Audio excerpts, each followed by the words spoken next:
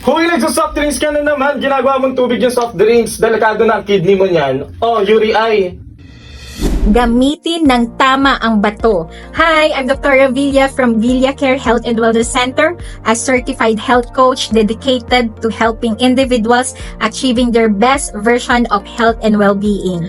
Ang tubig ay libreng detox ng inyong katawan.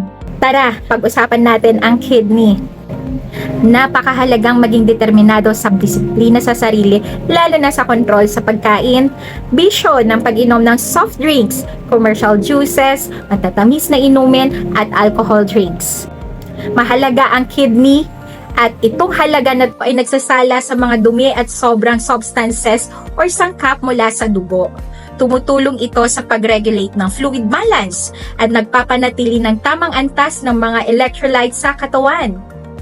Gumagawa din ito ng mga hormones na tumutulong sa pagkontrol ng blood pressure at sa produksyon ng red blood cells. Napakahalaga ng kidney. Gamitin ng tama ang bato. Uminom ng URI at umiwas sa pagbuo ng bato sa bato o kidney. URI, tulong sa pag-detox ng dugo, nagpapatibay ng kalusugan ng ating bato o kidney.